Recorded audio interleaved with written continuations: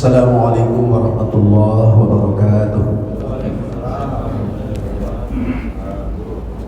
Alhamdulillah, alladzi a'ta kulla syai'in khalqahu thumma hada. Al-Ghaffar liman taba wa amana wa 'amila shalihan thumma ihtada. Asyhadu an la ilaha illallah wahdahu la syarika lah wa asyhadu anna sayyidana wa nabiyyana Muhammadan 'abduhu wa rasuluhu la nabiyya ba'dah. Allahumma shalli wa sallim wa barik ala sayyidina Muhammad wa ala alihi wa ashabihi ajma'in. Amma ba'd. Qala Allah Ta'ala fi kitabihil karim wa huwa asdaqul qailin. A'udzu billahi minasy syaithanir rajim. Bismillahirrahmanirrahim. Idza jaa nasrullahi wal fath wa ra'aitan nasa yadkhuluna fi dinillahi afwaja fasabbih bihamdi rabbika wastaghfir innahu kana tawwaba. Shadaqallahul azim. Bapak-bapak, ibu-ibu yang dimuliakan Allah Subhanahu wa taala. Semula atau jadwal rutin saya di sini adalah akidah akhlak yang merupakan unsur terpenting dalam kita beragama sebagai umat Islam. Bisakah pakai kacamata akidah akhlak menghayati syukurnya proklamasi kemerdekaan? Jawabannya tentu saja. Kita bangsa Indonesia oleh Allah dianugerahi nikmat sangat besar. Kalau tidak disebutkan terbesar, sangat besar, yaitu perkenan Allah bangsa Indonesia merdeka setelah 300-an tahun terjajah. Tema yang diangkat atas usul pengurus masjid adalah penjajahan kemerdekaan bukan hadiah penjajah. Jadi saya ingat kepada ceramahnya Profesor Mahfud MD. Mungkin di medsos ada yang pernah menyimaknya. Kata beliau, satu-satunya negara di dunia yang berdiri dengan cara mengusir penjajah hanya Indonesia. Lalu kata beliau, yang lain itu diberi kemerdekaan oleh penjajahnya. Ada lagi yang memang mengusir penjajah tapi sudah jadi negara. Datang penjajah, lalu penjajahnya diusir. Tapi Indonesia 1945 atau sebelum itu belum ada Indonesia, belum ada negara. Pada saat yang sama berdiri negara sambil mengusir penjajah. Jadi yang seperti itu hanya Indonesia di dunia, kata Profesor Mahfud MD. Bapak Ibu hormat, sehubungan dengan itu, mari kita renungkan nikmat besar ini. Dan wajib memang direnungkan dan disyukuri oleh seluruh bangsa Indonesia, yang hitung-hitungannya sekarang ini sudah kita nikmati selama 79 tahun sejak proklamasi kemerdekaan. Bapak-bapak, ibu yang terhormat, oleh karena temanya itu perkenankan saya, mudah-mudahan para hadirin tidak keberatan. Kalau keberatan boleh protes ya. Saya awali dengan pembacaan Muqaddimah Undang-Undang Dasar 45 yang asal usulnya dari Piagam Jakarta. Kita merdeka 17 Agustus 1945. 2 bulan sebelumnya sudah disusun proklamasi itu. 22 Juni 1945 Piagam Jakarta disusun, ditandatangani oleh 9 para pendiri bangsa 2 bulan sebelum merdeka. Kalimatnya unik karena belum merdeka tapi sudah ada kata-kata menyatakan kemerdekaannya. Sebentar saya akan bacakan. Merdekanya belum, tapi naskah itu mengatakan dengan ini menyatakan kemerdekaan. Jadi ini berbeda dengan redaksi proklamasi yang diucapkan oleh Bung Karno. Kita menyimak Piagam Jakarta 22 Juni 1945 yang kemudian naskah ini dengan sedikit perubahan ditetapkan menjadi pembukaan Undang-Undang Dasar 45.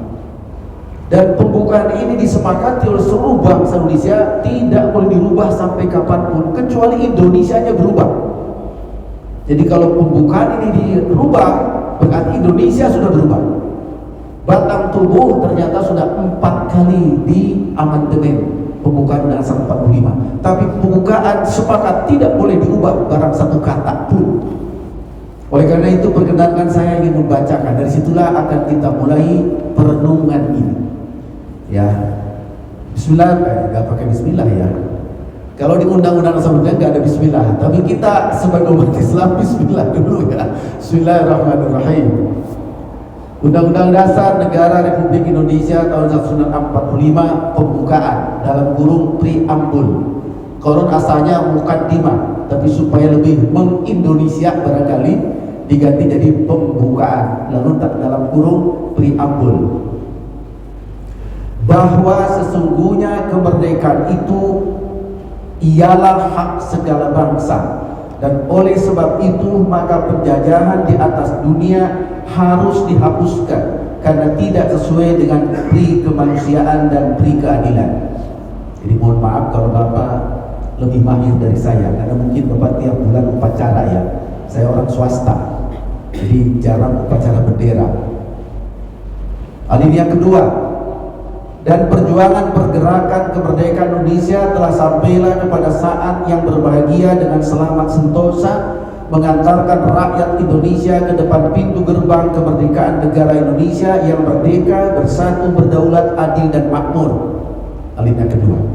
Kalau tadi prinsip dasar filosofis kita mesti merdeka. Yang kedua, perjuangan telah sampai kepada ujung yang dicita-citakan. Alinea ketiga, atas berkat rahmat Allah yang Maha Kuasa dan dengan didorongkan oleh keinginan luhur supaya berkehidupan kebangsaan yang bebas, maka rakyat Indonesia menyatakan dengan ini kemerdekaannya. Ini 22 Juni Pak, belum Agustus. Kalimatnya dengan ini menyatakan kemerdekaan, belum merdekanya, tapi kalimatnya sudah lebih dulu. 22 Juni sudah tercantum seperti ini. Baru 2 bulan berikutnya Agustusan merdeka.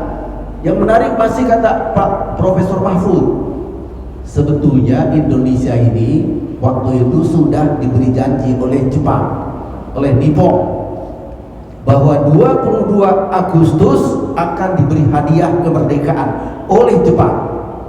Maka Soekarno waktu itu konon ketika didesak oleh para pemuda, Soekarni, BM Diah dan teman-teman, ada Malik, supaya segera merdekakan, kata Bung Karno, tidak usah. 24 Agustus sudah dijanjikan oleh Jepang bahwa kita boleh merdeka. 24 Agustus. Sekarang tanggal berapa Pak? 24 ya? Kok bisa sama ya? Jadi janji Jepang 24 Agustus akan dimerdekakan. Tapi para pemuda mendesak, tidak usah nunggu 24. Kenapa? Karena para pemuda ternyata tahu juga keputusan dari PBB bahwa negara jajahan lalu penjajahnya dikalahkan oleh suatu negara, kemudian misalnya menang lagi, harus dikembalikan kepada yang pertama. Jadi tidak ada namanya merdeka itu PBB. Maka atas itu jangan terkecoh oleh hadiah kemerdekaan itu. Tidak akan ada bagi kita hadiah itu. Yang ada setelah Belanda kalah oleh Jepang, lalu Jepang kalah oleh sekutu, maka harus dikembalikan kepada Belanda, pemilik pertama atau penjajah pertama. Itu sudah keputusan atau apa namanya, ketetapan dari lembaga, dari Liga Bangsa-Bangsa. Jadi tidak, akhirnya yang dijanjikan 24 dipercepat. oleh para pendiri bangsa kita lalu 17 Agustus. Yang menarik, alinea ketiga ini disusun 22 Juni, tapi kata-katanya mengatakan dengan ini menyatakan kemerdekaan. Luar biasa ya. Ini jugalah bukti bahwa ini sebetulnya naskah yang disiapkan untuk proklamasi. Nah, saya tahu ini dari seorang tokoh politik dari Partai Serikat Islam, Kiai Haji, lupa saya namanya, Kiai Haji Firdaus AN. Beliau mengatakan bahwa sebetulnya naskah proklamasi itu Piagam Jakarta itu yang akan dibacakan. Tapi dicari-cari malam hari oleh Bung Karno dan Bung Hatta, naskahnya entah disimpan di mana. Karena rapatnya pun memang rapat yang serba harus hati-hati. Karena rapat apa? Rapat yang sebetulnya tidak boleh ada rapat. Maka mencari-cari juga dalam kondisi seperti itu tidak ketemu, akhirnya ditulis aja, tulis tangan lalu diketik oleh Sayyidul Malik, dibacakan pagi-pagi 17 Agustus hari Jumat jam 10, Bangsa Timur nomor 56. Jadi asalnya naskahnya ini, maka saya mohon maaf kembali ke sini. Ini naskah orisinil. Maka Habib Rizik dulu itu ngotot, ini tidak boleh dikemana-manakan, itu Piagam Jakarta, jangan dilupakan. Karena secara historis itulah landasan negara kita. Soekarno mengakuinya ketika kita kembali kepada Undang Dasar 45 bulan Juli, 5 Juli 1959, dekrit presiden dalam pertimbangannya, dalam konsiderannya dari dekrit presiden, Piagam Jakarta menjiwai Undang-Undang Dasar 45, tidak boleh dibuang. Itu naskah asli, landasan kita bernegara, Piagam Jakarta. Cuman sempat orang curiga kepada Piagam Jakarta, ini mau dibikin negara Islam, begitu kata mereka. Curiga, nggak bisa dibantah, itu data orsinil kenegaraan kita, itu tidak boleh dibuang kemana-mana. Itu justru landasan bernegara, itu Piagam Jakarta. Kalimatnya adalah dengan ini menyatakan kemerdekaannya, alinea ketiga. Kemudian masuklah ayat keempat. Kemudian daripada itu, untuk membentuk suatu pemerintahan negara Indonesia yang melindungi segenap bangsa Indonesia dan seluruh tumpah darah Indonesia, dan untuk memajukan kesejahteraan umum, mencerdaskan kehidupan bangsa, dan ikut melaksanakan ketertiban dunia yang berdasar kemerdekaan, perdamaian abadi, dan keadilan sosial, maka disusunlah kemerdekaan kebangsaan Indonesia itu dalam suatu undang-undang dasar negara Indonesia yang terbentuk dalam suatu susunan negara Republik Indonesia yang berkedaulatan rakyat dengan berdasarkan kepada ketuhanan yang Maha Esa. Ini pembukaan asal-usulnya ya. Bapak tahu sendiri bahwa pada saat itu, pada saat merdeka itu belum begitu kalimatnya, berdasar ketuhanan dengan kewajiban menjalankan syariat Islam bagi pemeluk-pemeluknya, asalnya begitu. Tapi dalam pembukaan Sarpandi diubah kalimat itu menjadi ketuhanan yang Maha Esa, kemanusiaan yang adil dan beradab, persatuan Indonesia dan kerakyatan yang dipimpin oleh hikmat kebijaksanaan dalam permusyawaratan perwakilan, serta dengan mewujudkan suatu keadilan sosial bagi seluruh rakyat Indonesia. Itulah pembukaan dasar 45. Maaf, ini mungkin agak langka lah kalau di masjid kok bukan baca ayat Quran, bukan hadis Rasul gitu ya. Oh, yang dibaca itu pembukaan 45 di mimbar masjid, mungkin agak langka, atau jangan-jangan baru pertama kali ini ya ada pengajian kok dalil pertama yang diangkatkan adalah konstitusi kita. Tapi saya ingin melihatnya dari kacamata Islam, kacamata tauhid dan akidah, atau akidah dan akhlak, sesuai dengan bidang yang diamanatkan kepada saya, kepada pengurus masjid. Baik hormat, saya ingin mencoba membedah itu berdasarkan akidah dan akhlak. Alinea pertama, ini kalau saya nilai luar biasa kita bangsa itu.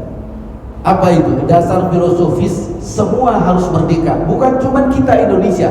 Coba Bapak perhatikan kalimatnya, bahwa sesungguhnya kemerdekaan itu adalah hak segala bangsa, dan oleh sebab itu maka penjajahan di atas dunia harus dihapuskan. Wah, bukan penjajahan dari Indonesia, dari dunia. Apa nggak hebat bapak-bapak kita ini? Padahal penjajahan di mana-mana itu, Asia, Afrika diajak semua. Tapi kita sudah mengatakan penjajahan bukan akan diusir di Indonesia saja, di dunia. Kita bangga, Pak. Para penerus bangsa ini ternyata bukan pejuang kaleng-kaleng, bukan cuma untuk berjuang kita saja, sedunia. Hapuskan itu penjajahan itu. Gagasan luar biasa. Oleh karena itu kalau kita mundur sejarah, setelah kita merdeka, tidak lama setelah itu, walaupun kita perjuangan cukup berat, 45, 10 tahun kita berjuang mati-matian bagaimana membangun negara baru. Tahun 55 ngumpulin semua negara Asia Afrika di Bandung. Untuk apa? Menggelorakan kemerdekaan. Maka satu persatu di dunia ini merdeka. Jadi saya mohon maaf, saya hormat betul para bangsa. Tidak cerita soal Indonesia saja, soal dunia. Bahwa itu prinsip kemanusiaan yang universal, penjajahan dan kezaliman. Ini filosofisnya Indonesia merdeka, kalau saya pikir luar biasa ya. Tidak hanya bicara sekedar kepentingan kita bangsa Indonesia, kepentingan umat manusia sedunia. Kalimatnya di atas dunia. Kezaliman yang waktu itu sangat menonjol, yaitu berupa penjajahan, harus dihapuskan. Wah, berani amat. Pantaslah para penjajah, wah ini apa, negara-negara baru berdiri ini kok sudah berani mau menantang seluruh kolonial sedunia. Ini Bapak harus bersyukur kepada Allah, para pendiri bangsa kita enggak main-main, betul-betul dijiwai oleh jiwa luar biasa. Kenapa sampai sejauh itu mereka berpikir? Wawasannya luar biasa, Pak. Gabungan antara cendekiawan lokal ditambah dengan pendiri bangsa hasil pendidikan luar negeri yang luas wawasannya, termasuk Bung Karno, plus para haji yang pulang ibadah haji, wawasannya terbuka. Oleh karena itu konon waktu itu dicurigai Indonesia akan ikut pan-islamisme, yaitu berdirinya Islam sedunia. Penyusun ini ada Kiai Wahid Hashim yang penulis itu, ada para tokoh yang lain, wawasannya luas. Jadi kalau baru saya baca alinea pertama, ini sudah wawasan para pendiri bangsa yang luar biasa. Ini pejuang dunia nih, bukan pejuang kita. Walaupun resikonya berat, maka resikonya terbaca pada alinea kedua. Dan perjuangan pergerakan kemerdekaan Indonesia. Nah, baru bicara Indonesia. Tadi dunia, Pak. Soal dunia itu yang pertama, itu alinea itu. Soal kemanusiaan yang universal, sama-sama makhluk Allah. Tidak boleh ada kezaliman ini. Itu alinea pertama. Alinea kedua baru fokus karena kita, wewenang kita baru se-Indonesia, maka alinea kedua bicara Indonesia saja. Dan perjuangan pergerakan kemerdekaan Indonesia telah sampailah kepada saat yang berbahagia dengan selamat sentosa. Tidak ujung-ujung sampai kalimat ini 22 Juni 1945 telah sampai, sudah saatnya kita merdeka. Tapi tidak ujung-ujung sampai 300 tahun itu berjuang babak belur, berdarah-darah kita mengusir penjajah itu dari awal. Maka bertebaranlah para pejuang dari Aceh sampai Papua, gak kehitung. Kita tahu sama lah, pejuang-pejuang Aceh kesininya, pejuang-pejuang di Sumatera bagian timur, bagian utara, Sumatera Selatan, Sultan Badarudin dan sebagainya. Mohon maaf karena saya agak kesan sedikit kemarin, saya jalan-jalan ke Sumatera Barat, itu saya sholat di Masjid Sultan Badarudin. Ya, sholat isya saya terkesan masih orsinil itu, masjid dalamnya itu indah sekali. Itu pejuang terus sampai ke sini, Pangeran Diponegoro, sampai Ki Asnawi, Ki Samaun orang Tangerang. Pejuang-pejuang luar biasa. Pada hormat saya ingin mengajak sebentar sebelum dilanjutkan mengenang beliau, Pak. Kita tidak bisa menikmati apa-apa sekarang kalau bukan pengorbanan mereka, Pak. Mungkin di antara kakek bapak, nenek bapak, atau uak bapak ada yang jadi korban saat ini. Kalau saya mohon secara pribadi, ayah saya mendirikan pesantren waktu pas Belanda Jepang turun di Sukabumi 1942, itu ayah saya mendirikan pesantren. Lalu pesantren itu berdiri sebentar karena disibukkan oleh perang. Cerita ayah saya dulu itu, Pak, kalau sudah saatnya kita akan mengusir penjajah, anak sati diwiridkan semua malam-malam. Ya, kemudian pagi-pagi sebelum subuh itu sudah berangkat, malamnya wirid dulu semua. Mohon maaf kalau zaman dulu kan pejuang dulu itu ditambah dengan apa istilahnya, ilmu-ilmu batin apa gitu ya, yang pakai wafat yang apa ya, memang saatnya seperti itu. Tapi siapkan beberapanya, mohon maaf, murid ayah saya beberapanya meninggal, termasuk adik dari nenek saya juga meninggal. Itu di Jawa Barat ya, berjuang sana itu banyak sekali.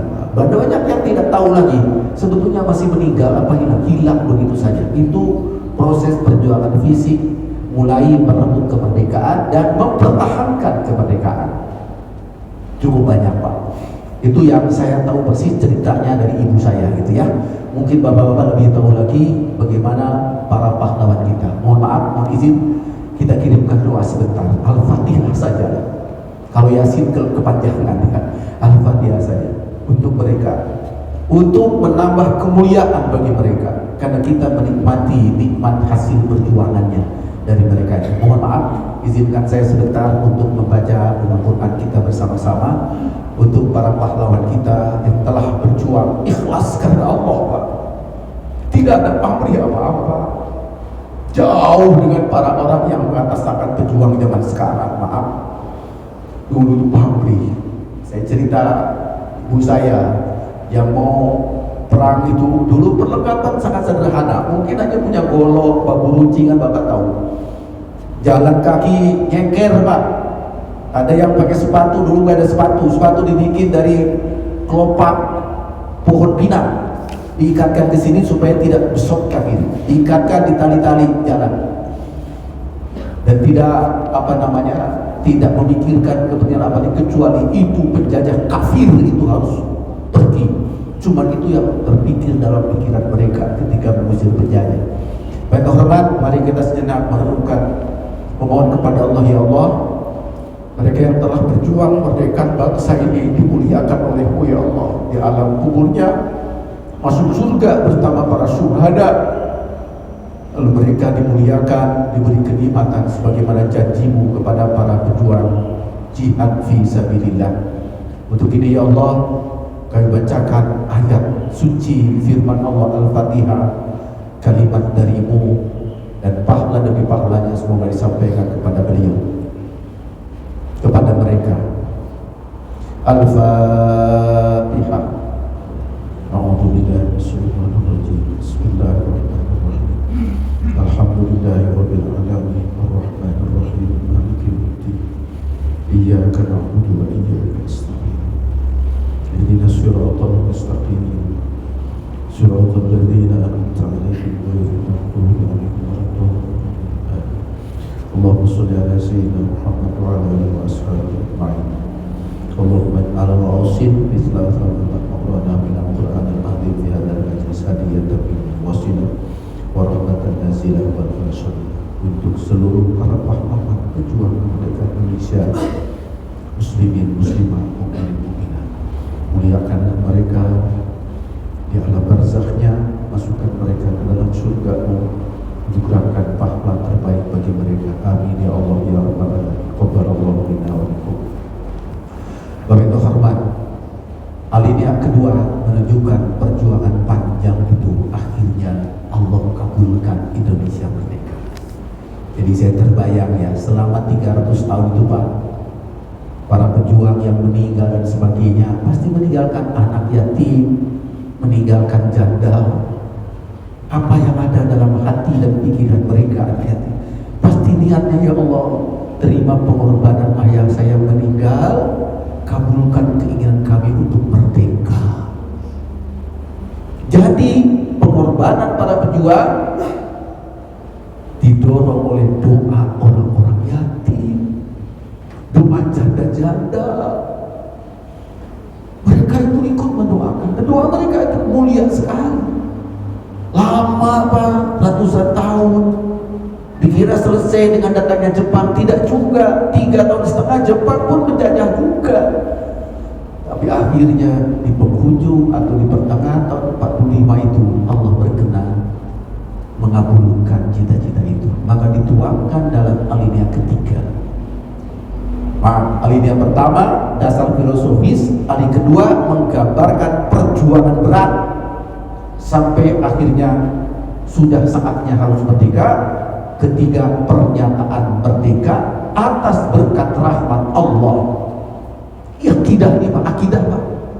Atas berkat rahmat Allah yang Maha Kuasa dan dengan didorongkan oleh keinginan luhur supaya beri kehidupan kebangsaan yang bebas, maka Indonesia menyatakan ini kemerdekaannya.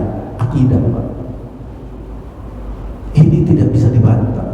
Jadi jangan sok sekarang manusia sekarang ini merdeka dikira gampang. Kalau bukan dengan pertolongan Allah enggak jadi merdeka kita ini. Saya mau coba membuka data yang diungkapkan oleh siapa? Oleh Pak Safrudin Prawira Negara. Pernah dengar nama itu atau mungkin kenal? Jangan-jangan ada famili Bapak ya? Ada orang Banten ya, orang Banten. Tapi beliau itu terkenalnya di Sumatera Barat ya. Dan dia presiden masa darurat ya. Di mana? Bukit Tinggi ya, Bukit Tinggi ya. Saya punya buku tulisan beliau. Kalau bukan pertolongan Allah tidak merdeka kita ini. Walaupun babak belur perjuangan fisik macam-macam, lalu beliau diuraikan. Mari kita cermati tangan Allah nyata menolong kemerdekaan kita. Satu, Belanda kalah oleh Jepang. Kita punya andil apa dalam hal itu? Enggak ada. Kita merdeka, kita berjuang 300 tahun, tapi Belanda tiba-tiba kalah oleh Jepang, keok. Kehendak Allah itu Pak. Kan kita mengusir Belanda itu ratusan tahun. Tidak ada yang sia-sia memang, tapi kemenangannya itu atas izin Allah. Berhasilnya terusir atas izin Allah. Pangeran Diponegoro hampir menang, ujungnya ditipu juga. Ditipu oleh Jenderal de Kock. Katanya mau perundingan, ditangkap. Itu sudah melanggar etika perang itu Pak. Kok mau perundingan malah ditangkap? Gak boleh. Kalau mau perundingan, runding saja, bebas lagi, perang lagi. Kok ditangkap? Licik itu ya. Tapi itulah perjuangan yang luar biasa beratnya. Tetapi di luar dugaan Pak. Belanda kalah ketika Jepang datang, sama sekali gak bisa ngelawan. Padahal Belanda itu orangnya tinggi-tinggi ya, tinggi-tinggi, hidungnya mancung-mancung, senjatanya panjang-panjang. Datang orang pendek-pendek, pendek Pak Jepang itu. Waktu itu tiba-tiba Belanda takut. Siapa yang membuat takutnya Belanda oleh Jepang? Sebetulnya Allah itu. Kita sendiri tidak banyak berperan sebagai bangsa Indonesia. Satu, cuman tanda-tanda kemenangan sebelum Jepang datang sudah ada. Apa itu Pak? Yaitu bangsa Indonesia punya kesadaran harus bersatu. Ya, bangsa Indonesia muncul perasaan harus bersatu. Hebat itu Diponegoro, hebat. Pattimura hebat. Teguh Umar hebat. Cut Nyak Dien hebat. Tapi belum menyatu. Maka muncullah kebangkitan nasional 1905. Sebetulnya itu, tapi kemudian orang mencatat 1908. Para haji itu, Haji Samanhudi, Haji Umar, HOS Cokro Aminoto, Haji Umar Said Cokro Aminoto, itu orang haji pulang dari Mekah semua itu mendirikan kebangkitan bangsa. Kita harus bersatu. 1908. Bahkan 1905 sudah mulai. Bapak Ibu kenal Syekh Nawawi Al-Bantani? Pastilah, orang suka ngaji kitab di negeri kita, bahkan Asia Tenggara, bahkan sampai ke Yaman, kenal Syekh Nawawi Al-Bantani. Asli tanah Arab Banten, tapi kemudian lama di Mekah ngajar ngaji, pulang ke Indonesia dicurigai oleh Belanda. Maka tidak lama tinggal sini balik lagi ke Mekah. Kenapa? Menyemangatkan perjuangan. Selain nyusun kitab fikih, Safinatun Najah, bukan Safinah Kasyifatus saja, Nihayatul Zaid, Kifayatul Atqiya, tulisan Sayyidina Nawawi Al-Bantani itu. Lalu ada Marah Labib itu tafsirnya dan sebagainya. Dia memompahkan semangat sebetulnya, maka pulang ke Indonesia cuman sebentar. Penjajah Belanda ngintip-ngintip dia, kembali ke Mekah dan wafat di sana. Muncul semangat bersatu, dimulai dalam jarak 1905 atau 1908, diperkuat lagi 1928 Sumpah Pemuda. Bangsa Indonesia mulai merasa harus satu, tidak bisa satu-satu. Maaf Pak, model ini dulu dilakukan oleh Sultan Salahuddin Al-Ayyubi. Bapak pernah dengar itu? Itu nama Al-Ayyubi, Salahuddin Al-Ayyubi yang terkenal banget. Kondisi ketika beliau masih tentara biasa, umat Islam berceceran. Palestina dijajah, tidak bisa apa-apa. Masjid Aqsa dikuasai oleh orang kafir, tidak bisa apa-apa. Muncul Salahuddin Al-Ayyubi. Apa idenya? Selain menyemangatkan, harus bersatu. Maka oleh beliau disatukan itu kekuatan di Mesir, kekuatan di Irak, di Baghdad, di Yaman, satukan. Salahuddin berhasil mengusir Inggris, Jepang, Inggris, Belanda, Italia, Prancis diusir. Jadi bersatu dulu Pak. Nah Indonesia ternyata sudah ada kesadaran bersatu mulai kebangkitan bangsa. 1908 atau 1905 diperkuat lagi Sumpah Pemuda. Nah kalau sudah bersatu, pertolongan Allah mulai turun. Jadi Bapak yang terhormat, kita umat Islam gak bakal menang kalau kita sendiri senangnya bercerai-berai Pak, gak bisa. Allah turun pertolongan ketika kesadaran bersatu sudah nampak. Indonesia kebangkitan nasional, Sumpah Pemuda sudah mulai siap bersatu. Allah turun pertolongannya. Pertolongan pertama adalah di luar dugaan, Belanda kalah oleh Jepang. Tidak ada yang akan mengira seperti itu. Nah, itu pertolongan Allah pertama. Pertolongan kedua, nah, oleh umat Islam, oleh bangsa Indonesia dimanfaatkan. Kalahnya Belanda oleh Jepang dimanfaatkan karena Jepang mengakunya kami ini kakakmu, kakak tua, bukan burung, kakak tua. Kami ini kakak kalian bangsa Indonesia. Yuk kita sama-sama perang. Kita lawan itu kolonial itu. Alhamdulillah orang kita ikut Pak. Maka Jepang melatih bangsa kita untuk bagaimana cara perang yang bagus. Kalau Bapak baca berdirinya Hizbullah dan Sabilillah, itu Jepang melakukan latihan perang bergelombang para kiai dulu. Para kiai dikumpulkan di Sukabumi, ya, khususnya di daerah Cimande, dilatih perang oleh Jepang. Dimulai gelombang para kiai, gelombang pertama, gelombang kedua, lalu santrinya. Itu asal-usul Hizbullah dan Sabilillah. Kita ikut aja, mengambil manfaat dari situ, walaupun kemudian berbalik dipakai melawan Jepang juga. Itu salah satu. Jadi ada hikmah. Satu ada perjuangan kita, satu ada pertolongan Allah, dua ada perjuangan kita. Pertolongan Allahnya masuk Jepang ke Indonesia, Belanda kabur, dimanfaatkan oleh kita untuk belajar bagaimana cara perang dan lainnya dengan bimbingan Jepang waktu itu. Akhirnya apa? Kita 3 tahun kita belajar dan berdirilah persiapan kemerdekaan Indonesia masih pada zaman Jepang. Walaupun ternyata Jepang juga kurang ajar, ternyata dikira mau nolong, malah menyedot segala sesuatunya, kekayaan kita dicari oleh Jepang ke sana. Cerita orang tua kita yang ngalamin, Masya Allah zaman Jepang, kekayaan kita habis diangkut ke sana. Tiba-tiba ada suara pesawat terbang, kita orang harus masuk ke lubang semua. Maksudnya kita harus latihan, kalau ada serbuan musuh kita harus masuk ke lubang bersembunyi. Rupanya masuk ke lubang, kekayaan kita diangkutin sama Jepang, dibawa ke sana untuk biaya perang. Akhirnya konon saat itulah paling sedih, tidak ada makanan, nasi susah, maka makan kedebong pisang dan sebagainya. Itu zaman Jepang. Pakaian tidak ada, pakai karet dijadikan sarung supaya awet. Zaman Jepang. Oh, rupanya yang tadi itu mau bilangnya mau nolong, ternyata nyengkek juga. Terjadilah pemberontakan kepada Jepang. Salah satu di antaranya, mohon maaf karena kebetulan saya telah pelagiran Ciamis, Tasikmalaya, maka di sana ada pejuang besar yang melawan Jepang, Kiai Haji Zainal Mustafa, yang langsung melawan Jepang, dan itu tercium oleh Syekh Hasyim Asy'ari di Jombang karena beliau pun ditangkap oleh Jepang. Di Tasik Kiai Haji Zainal Mustafa, di Tebu Ireng adalah Kiai Hasyim Asy'ari, itu yang melawan terhadap Jepang.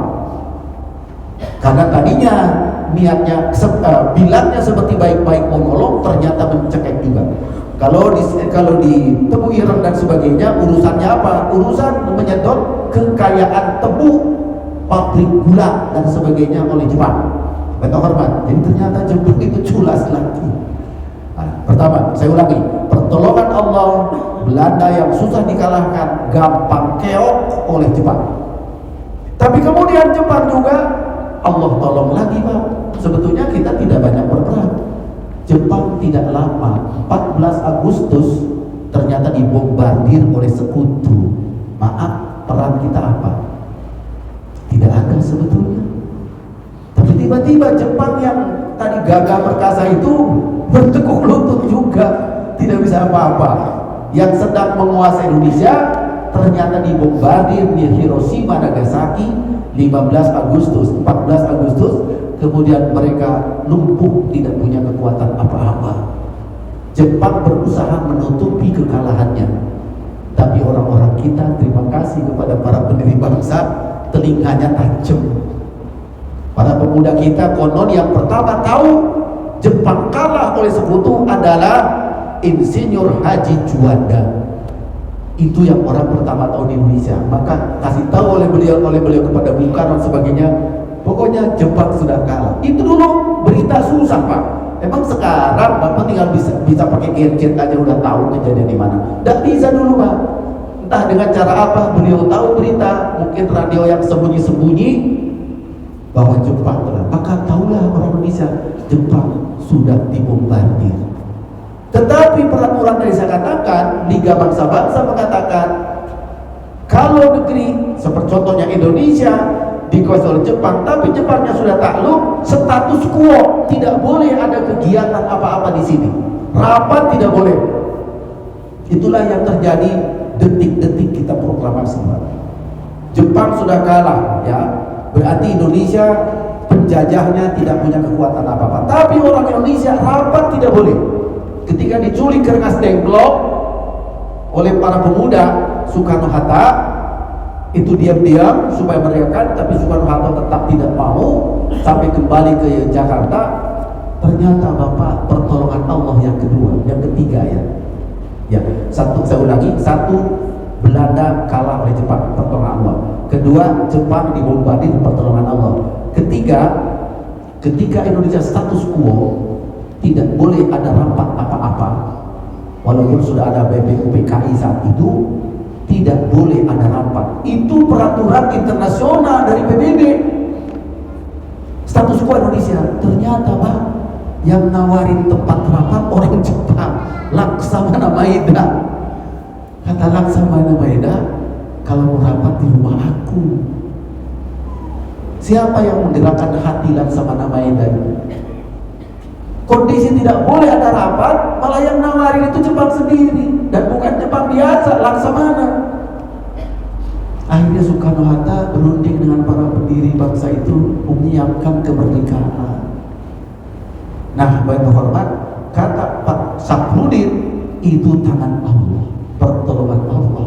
Bikinlah rapat persiapan kemerdekaan, langsung Bapak hormat sampai akhirnya bisa proklamasi kemerdekaan 17 Agustus dalam suasana Indonesia tidak ada yang menjajah, walaupun aturannya mesti dikembalikan ke Belanda, aturan internasionalnya. Tapi tidak, Indonesia merdeka 17 Agustus. Hebat pejuang-pejuang kita. Pertolongan Allah berikutnya, Pak. Kalau ini status quo harus dikembalikan kepada Belanda, maka setelah Jepang kalah harus segera diserahkan ke Belanda. Ternyata lamban 6 pekan, Pak. Dari 14 Agustus Jepang kalah, harus dikembalikan ke Belanda. Orang Belandanya lelet. Lalu bahasa Betawi ya dadanya. Lambat ya, bukan buru-buru ambil Indonesia ini. Harus dari 14 Agustus baru tiba kapan? 29 September. Jadi berapa? 6 pekan baru mereka datang. 6 pekan inilah kata Mbah Safruddin, pendiri bangsa sibuknya luar biasa. Mumpung belum datang itu, kita harus siapkan segala sesuatu. Inilah anugerah Allah, Pak. Kalau saja bukan pertolongan Allah buru-buru datang, kita nggak bisa narik nafas, nggak bisa apa-apa. Dari kemerdekaan ini kan tidak diakui, kemerdekaan ini oleh dunia tidak diakui. Tapi Indonesia jalan terus. Penjajah yang akan mengambilnya, yaitu sekutu sebagai pemenang perang yang sudah mengambilnya, ternyata belum datang-datang. Harus menunggu waktu 6 minggu, 6 pekan. Baru tiba 29 September ke sini. Kemana datangnya? Ke Sukabumi dan ke Surabaya, di bawah pimpinan Mayor Jenderal Brigadir Jenderal Malabi. Itulah pasukan sekutu. Dipakai apa tenggang 6 pekan ini? Indonesia menyiapkan segala sesuatu kemungkinan, termasuk Soekarno bilang gimana hukumnya mengusir penjajah secara Islam, itu fisabilillah apa tidak? Kalau mati mengusir Belanda itu termasuk syahid fisabilillah atau tidak? Ini urusan agama. Soekarno masih ragu-ragu karena Indonesia diproklamirkan bukan negara Islam, Pak, negara nasionalis. Lalu kalau membela negara nasionalis, kita ini kalau gugur syahid apa tidak? Itu yang membuat ragu Bung Karno. Bung Karno bersahabat dengan Pak Abdul Wahid Hashim. Maka terus tolong tanyakan kepada kiai-kiai di Surabaya, di Jawa Timur, hukumnya apa? Keluarlah resolusi jihad. Resolusi jihad itu 22 Oktober, Pak. Tapi naskahnya sudah ditulis secara pribadi oleh Hashim sebulan sebelumnya, yaitu ketika kondisi sedang tidak ada penguasa di ini, sedang status quo. Beliau sudah tulis sendiri. Tapi kemudian karena beliau juga merasa tidak layak kalau memutuskan sendiri, diadakan musyawarah di Surabaya di satu gedung untuk menentukan resolusi jihad. Keluarlah resolusi jihad. Apa isinya? Mengusir Belanda hukumnya wajib, fardu ain. Jika Belanda sudah masuk ke wilayah kita, fardu kifayah kalau jaraknya masih 86 km sesuai dengan jarak kosornya sholat. Fardu kifayah kalau masih 86 km, fardu ain kalau musuh sudah masuk ke kita. Satu, resolusi jihadnya Kiai Hasyim Asy'ari. Yang kedua, yang meninggal dalam perjuangan ini syahid. 3, yang menjadi antek-antek Belanda boleh dihukum mati. Mantap, Pak. Itu ulama itu, Pak. Maka bergeraklah seluruh kekuatan kita, terutama pesantren. Mohon maaf. Kenapa? Karena untuk konsolidasi pejuang yang nyata saat itu cuma pesantren. Satu pesantren kiai, muridnya 1000, 2000, gampang dikerahkan. Lembaga lain tidak ada yang bisa begitu. Maka Kiai Hasyim Asy'ari mengatakan, tolong kita nanti akan diadakan perlawanan terhadap nikah, terhadap sekutu, tapi kita harus kuatkan dulu konsolidasi kita. Tunggu pasukan dari Cirebon. Kiai Abbas akan ngirim santri dari Cirebon. Saya juga belum kebayang naik apa dari situ, dari Cirebon ke Jogja, ke Jombang itu zaman itu. Kalau sekarang ada kereta api cepat ya, belum ada. Belum ya. Dulu pakai apa? Tapi itu konsolidasi dari Jawa Barat, dari Jawa Tengah, dari Pak Kumpul. Baru kehormat. Itu peluang Indonesia menyiapkan segala kekuatan, dan ternyata sekutu yang harus mengambil alih juga datangnya lambat. Siapa yang memperlambat? Allah Subhanahu wa taala. Jadi yang terhormat, saya terus terang mengutip teori yang disampaikan oleh Pak Safruddin tentang ini. Kalau bukan pertolongan Allah nggak bisa, Pak, kita merdeka. Ada unsur pertolongan Allah plus perjuangan bangsa. Ini kita bisa baca dalam alinea ketiga. Atas berkat didorongkan oleh keinginan yang luhur. Ini keinginan ini akhlak, Pak. Di dalamnya ada perjuangan, gabungan antara pertolongan Allah dan semangat kita menghasilkan kemerdekaan. Sama dengan perjuangan Rasul, Pak.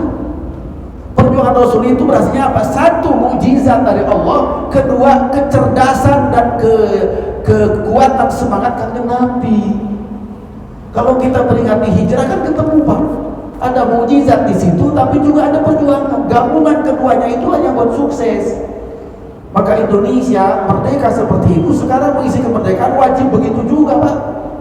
Gak bisa kita mengandalkan, wah kita udah cerdas semua, pakai otak, gak usah pakai takwa, gak bisa. Harus iman, takwa, intak, sama iptek. Dulu kan digiatkan seperti itu, tapi istilah itu sekarang sudah mulai luntur, sudah mulai tidak terdengar. Zaman dulu itu zaman Pak Habibie itu kita harus bangun intak dan iptek. Lalu keluar kata-kata, hatinya harus hati Mekah, tapi otaknya otak Jerman. Masih ingat, Pak? Gabungan keduanya. Awas, hati-hati. Sekarang kita mengisi kemerdekaan juga, jangan sombong. Oh, kita sudah canggih lah, segala bisa. Kalau lupa kepada Allah gagal. Harus gabungan keduanya. Iman kepada Allah, jalan-jalan lurus Allah. Kemudian kemampuan kita semaksimal mungkin kita kerahkan untuk membangun bangsa yang baik. Ada gelagat melupakan ajaran Allah. Ada gelagat dilanggar ketentuan Allah Subhanahu wa taala, merasa bisa ngatur sendiri-sendiri. Ini kita belajar kepada sejarah ya. Baik, hormat. Aduh, sudah jam 6 ya. Baik, hormat. Kita teruskan. Itu baru alinea ketiga, menggambarkan akidah dan perjuangan. Berarti ada akidah dan akhlak di situ. Terakhir, Pak. Saya mau mundur dulu kalau gitu. Mohon maaf ya. Supaya ini jangan ceramah kemerdekaan dulu, ada ngajinya gitu. Baik, hormat. Di Al-Quran itu cukup menarik, Pak. Ada kisah umat terdahulu. Saya ambil satu, kisah Nabi Musa. Ternyata Nabi Musa itu disebut dalam Al-Quran 136 kali namanya. Orang terbanyak yang disebut namanya di Al-Quran itu adalah Nabi Musa. 136 kali. Kalau Bapak baca itu qala Musa libani Musa itu 136 kali. Terbanyak kedua Nabi Ibrahim. Ya. Terbanyak ketiga Nabi Isa.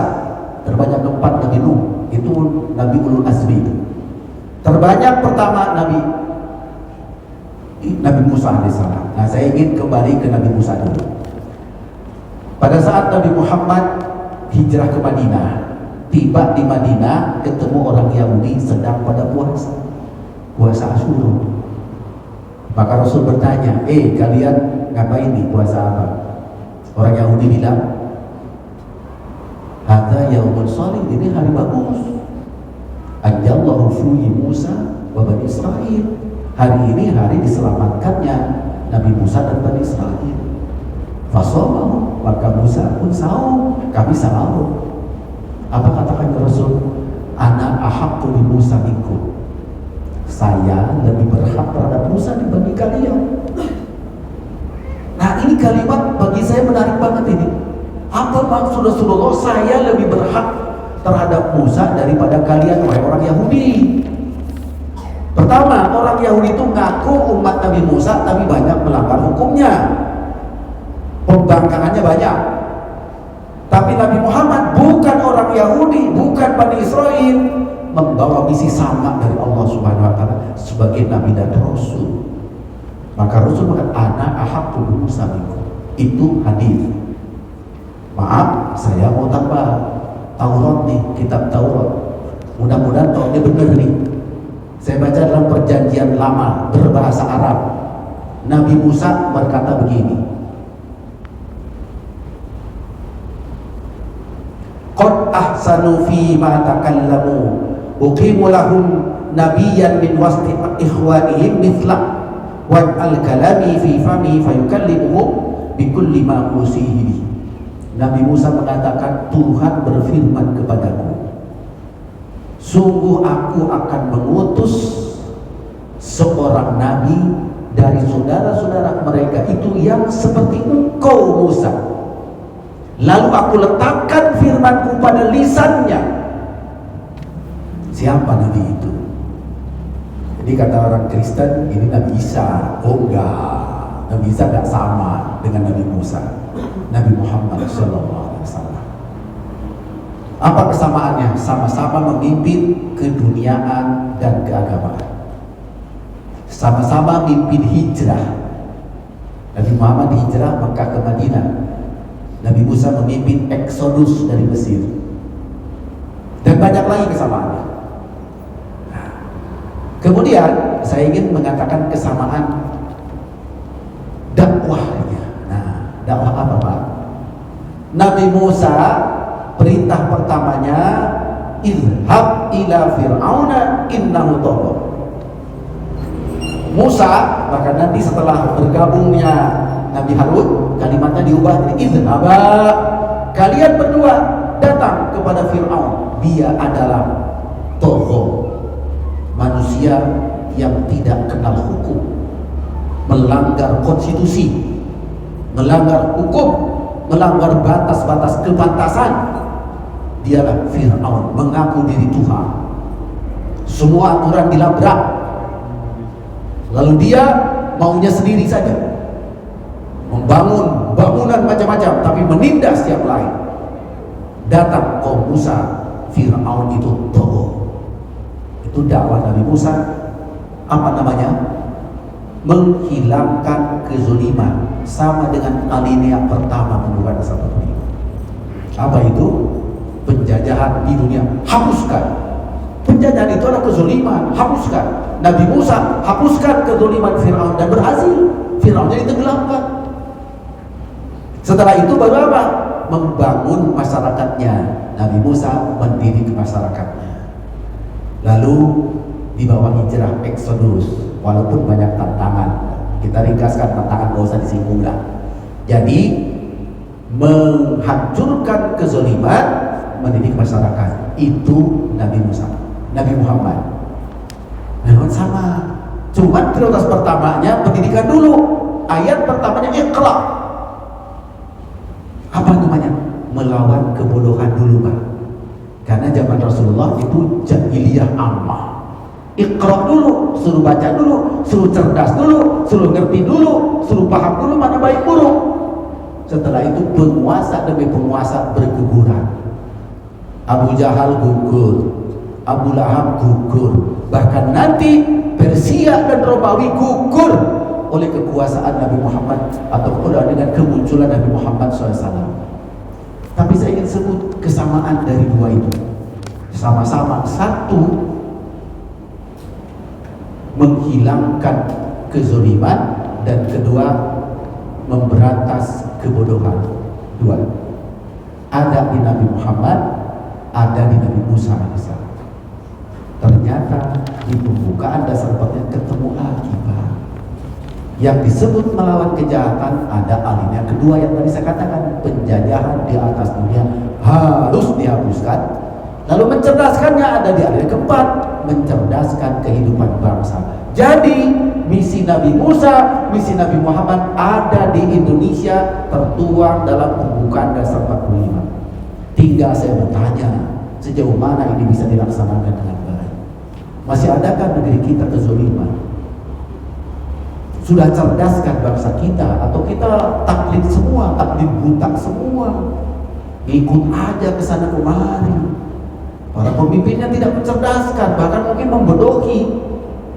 Pemimpin membodohi rakyat supaya dia bisa bersenang-senang. Berarti kita sedang mengkhianati konstitusi kita sendiri.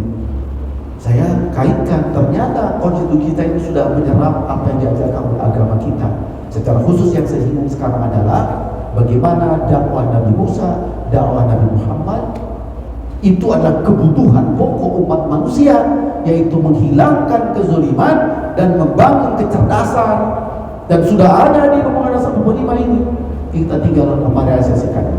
Baik hormat, inilah barangkali renungan siang, bukan subuh ini sudah siang juga, bahwa antara kemerdekaan dan penghayatan penghayatan kita sebagai umat Islam di Indonesia tidak bisa dipisahkan. Kita bagian terintegrasi, menyatu antara baiknya seorang mukmin dengan baiknya seorang warga negara Indonesia.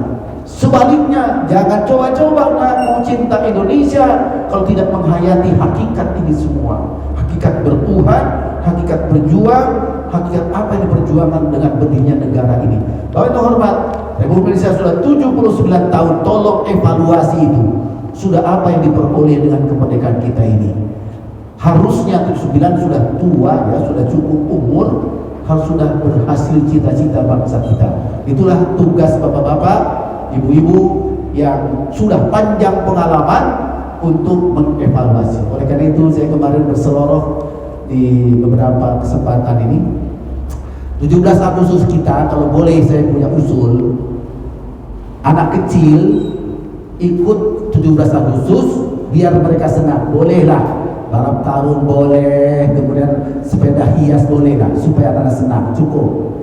Tapi remaja ke atas harus diajarkan tata negara yang baik. Kemudian yang kita yang tua-tua 40 tahun ke atas, kita harus pandai mengevaluasi sejauh mana kita bernegara ini capaiannya. Jadi itu momen Agustusan itu fokusnya sebetulnya. Ini mah orang tua balap karung, gigit sendok, ompong, ya nggak pantas lah. Jadi yang terhormat, tolong saya mengingatkan, ini tidak setiap Agustusan yang ingat cuma itu saja. Tapi evaluasi kita tujuan bernegaranya kok blank gitu, nggak kepikir sama sekali. Tolonglah ini dievaluasi ya. Yang mengevaluasi mungkin cuma satu ya, presiden doang ya. Pidato 16 Agustus itu pun orang nggak perhatiin juga. Apa sih yang dicapai oleh negara kita ini? Nah, andai kata disadari seluruhnya, seluruh komponen bangsa berjenjang dari orang yang sudah tua yang pengalamannya 3 zaman. Bapak 3 zaman ya, saya 3 zaman Pak. Orde lama, orde baru, orde reformasi. Ada orang yang zaman Belanda, zaman Jepang, zaman kemerdekaan, yang tua-tua. Saya lihat kemarin ada di medsos itu ada orang umur 102 tahun itu, berarti sudah ngalamin panjang. Itu orang seperti itu minta evaluasinya. Tolong cocokkan ini, kita sudah cocok belum sekarang menjalankan negara ini? Itu orang-orang berpengalaman. Orang yang di tengah berjuang, orang yang di bawah dia senang-senang. Anak kecil boleh senang-senang dalam 17 Agustus. Terima kasih Bapak hormat, mohon maaf ya. Jadi ini tema kita pada malam ini, pada subuh ini. Mudah-mudahan kita mensyukuri nikmat Allah SWT kemerdekaan ya. Kita merebutnya dan Allah menolongnya. Bukan hadiah gratis begitu saja diberikan oleh para penjajah. Penjajah sudah punya rumusan, mereka juga ingin untung sendiri asalnya begitu. Akhirnya alhamdulillah kita sudah merdeka. Sekali lagi mudah-mudahan Allah memberkati negeri kita bangsa Indonesia. Gak ada tanya jawab ya? Gak ada. Langsung kita berdoa sedikit, mudah-mudahan Allah mengabulkan kita semua. A'udzubillahi minasyaitonir rajim. Bismillahirrahmanirrahim. Allahumma shalli ala sayyidina wa habibina wa syafi'ina wa maulana Muhammad wa sallim radhiyallahu tabaraka wa ta'ala kulli sahabati Rasulillah ajma'in. Amin ya Allah ya rabbal alamin. Alhamdulillah alladzi bi ni'matihi tatimmu shalihat. Alhamdulillah ala kulli hal. Allahumma ighfir lana dhunubana wa liwalidina wa li jami'il muslimina wal muslimat wal mu'minina wal mu'minat. Rabbana ighfir lana wa li ikhwanina alladhina sabaquna bil iman wa la taj'al fi qulubina ghillan lil ladzina amanu rabbana innaka ra'ufur rahim. Allahumma ij'al baldatana Indonesia hadhihi khassah baldatan thayyibah tajri fiha ahkamuka wa sunnati rasulika ya hayyu ya qayyum ya ilahana wa ilaha kulli syai'. Allahumma a'izzal islam wal muslimin wa ahlikil kafarata wal musyrikin a'da'aka a'da'ad-din. Allahumma ahlikil kafarata alladhina yasudduna an sabilika wa yukadzibuna rusulak. Allahumma kharib diyarahum wa nakis a'lamahum wa zajir aqdamahum wa shaddid jumu'ahum ya rabbal alamin. Rabbana taqabbal minna innaka antas samiul alim wa tub alaina innaka antat tawwabur rahim. Allahumma aslih syababal muslimin wa banatil muslimin wa zawwij zabahum ya rabbal alamin waj'al waj'alhum nafi'ina lil Islam wal muslimin barina bi abaihim wa ummahatihim ya rabbal alamin. Rabbana atina fid dunya hasanah wa fil akhirati hasanah wa qina adzabannar. Wa sallallahu ala sayyidina Muhammad wa ala alihi wa ashabihi ajma'in walhamdulillahi rabbil alamin. Bapak Ibu hormat, saya membuat summary apa yang saya sampaikan. Ada fotokopinya, kira-kira ada 40 lembar. Kalau berminat silakan, ada saya siapkan ya. Sekian, wassalamualaikum warahmatullahi wabarakatuh.